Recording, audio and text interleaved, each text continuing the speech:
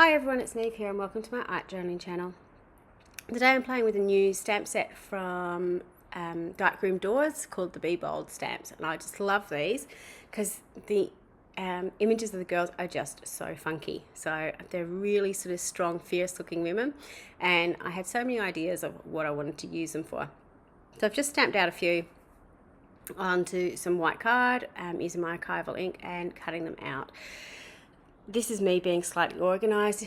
I knew I wanted to do a few pages of these, so I stamped out a few images. Usually I'm sort of going on the run, but I was prepared this time, so I had a bit of a go at creating more than one at a time.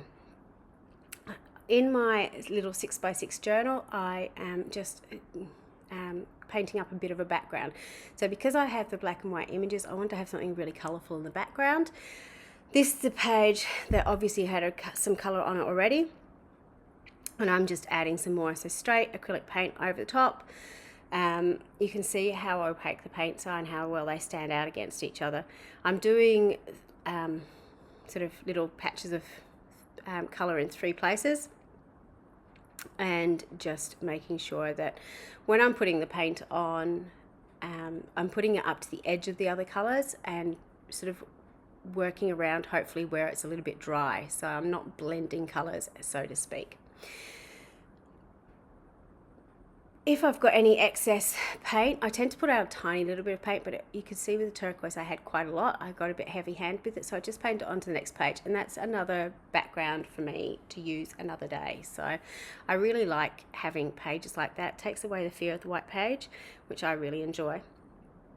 Next, I've just grabbed out some of the mini mic making stamps, and I'm going in with my coloured archival inks.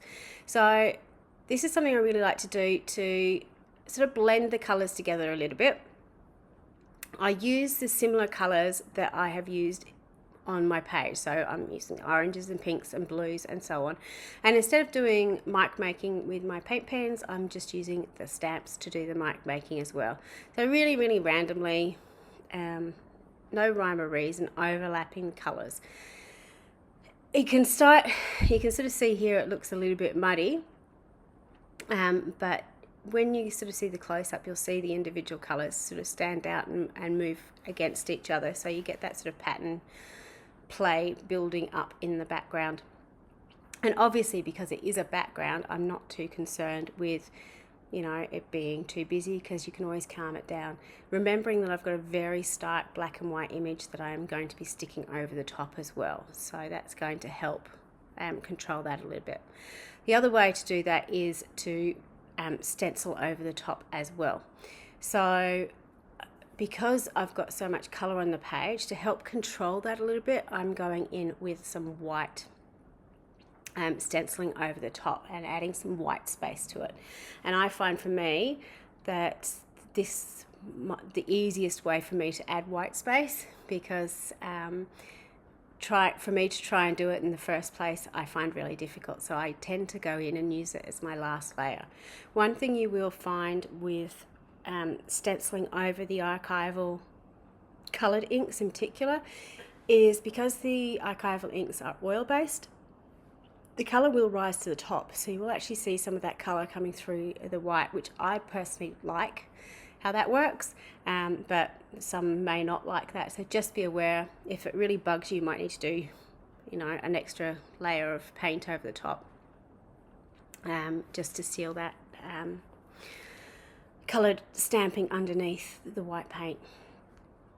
Once I've glued down my images, I am just putting a little bit of shadow around them to push them out from the background. And then I'm going in and just adding a little bit of extra detail with my white pen. So those of you who follow my channel for a little bit know that when I tend to put collage images down, and I'm using these images as a collage image, I tend to put some black pen around it.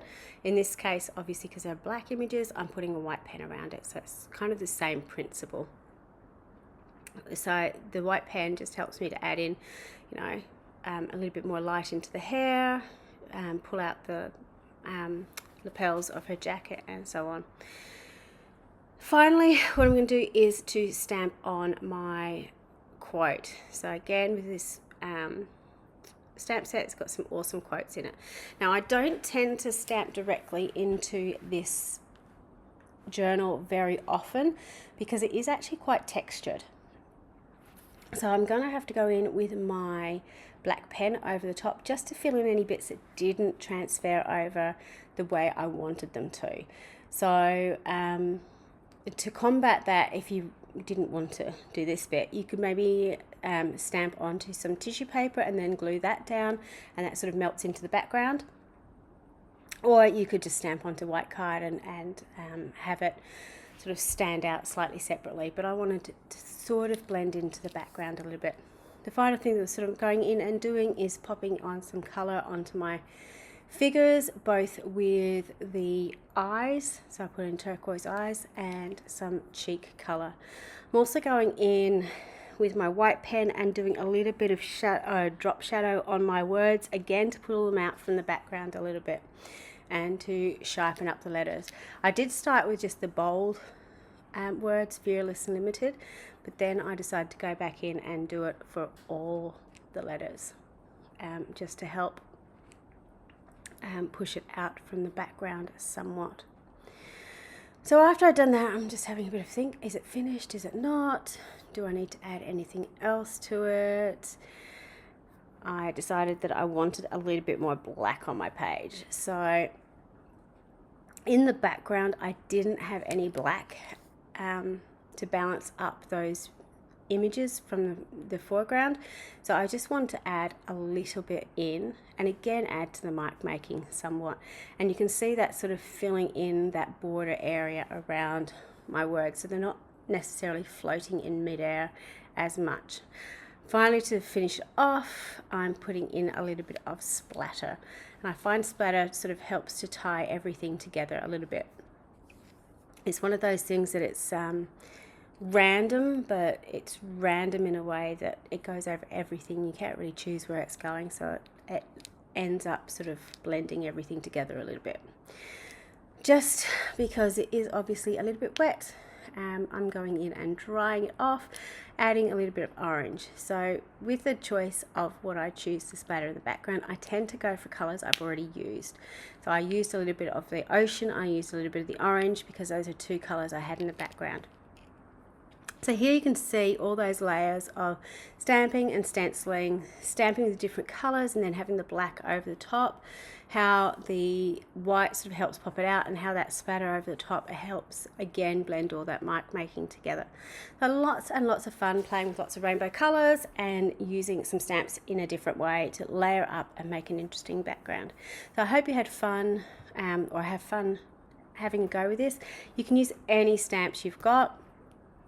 Obviously you don't need to use these ones, but you sort of use those focal image stamps and some background mark making stamps, and you could do something very similar.